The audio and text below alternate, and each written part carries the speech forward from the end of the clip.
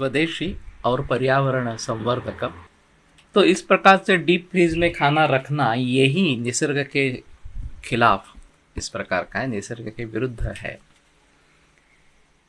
हमें ताज़ा ही खाना खाना चाहिए। और आयुर्वेद में एक नियम वर्णित है कि उष्णमश्नीयात, खाना गर्म खाए, और पुनरुष्णीकृतम त्यजेत, फिर से गर्म करना किया हुआ खाना उसका त्याग करे, वो नहीं लेवे।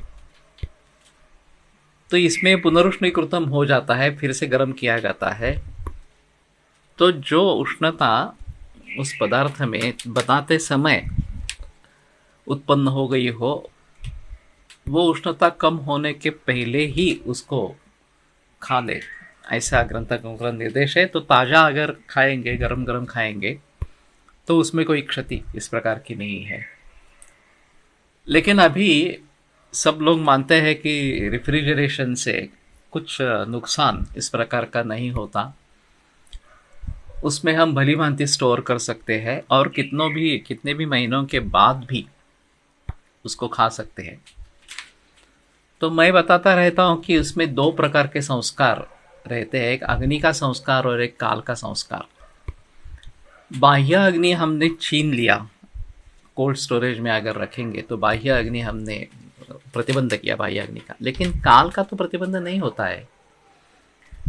तो काल के जरिए जैसे हमारा वय या उम्र बढ़ती जाती है, उसी प्रकार ये भी पुराना पुराना होता जाता है और उसकी जो नैसर्गिक क्षमता है वो कम होती जाती है, और फिर वो हमारे लिए लाभदायक नहीं होता बल्कि नुकसानकारक इस प्रकार का होता है।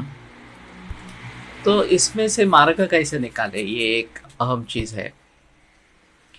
फिलहाल मैंने सुना कि बायोगैस एक बलून वाला इस प्रकार का है और वायु ऐसा उसके निर्माताओं का ब्रांड है कुछ। तो मैंने जाके देखा कि किस प्रकार से उसका कार्य चलता है। तो हमारा जो कुछ शेष अन्न रह गया हो या फिर सब्जी काटने के बाद जो फेंकने वाला सब्जी का हिस्सा हो, वो सब उसमें चला जाता है, उससे मीथेन गैस बनता है। वो एक बलून में उसको स्टोर करते हैं और वो ईंधन के रूप में उपयोग में लाया जाता है। तो जहाँ पे मैंने देखा तो वो बोलते कि हमारा दोपहर का कुकर इसके ऊपर हो जाता है और उतना ही रहता है, ज़्यादा नहीं रहता। वो दो ही आदमी रहते थे। तो उसका कहना था कि एक फैमिली के लिए 1 हम इस जो हमारे स्वयंपाक घर में जो गैस इस्तेमाल में लाते हैं उसकी बचत हम कर सकते हैं। 4 लोगों का अगर कुटुंब है तो उसमें से जो वायु इस प्रकार का पैदा होगा वह हमारा 1 इतना बचत करेगा, इतने हमारे घरेलू गैस की बचत करेगा। तो इस हिसाब से ये नैसर्गिक ईंधन बचाता है।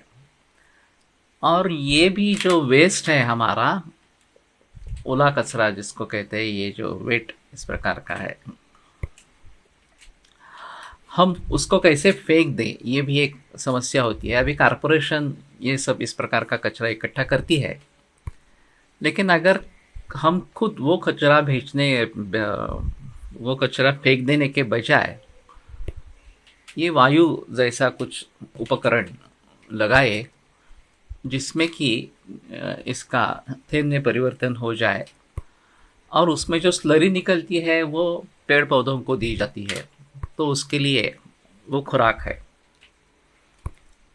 तो फिर अगर हमारे पास खाना शेष रह गया, पहले तो उतना पकाना ही नहीं है, लेकिन समझो कि ज़्यादा हो गया, तो एक तो उसका दान करना है रात को ही, अगर नहीं है तो इस प्रकार से इस उपकरण में अगर हम वो डालते हैं कचरा, तो उसका मीथेन गैस बनेगा और वो पर्यावरण के संवर्धन के लिए उपयुक्त रहेगा।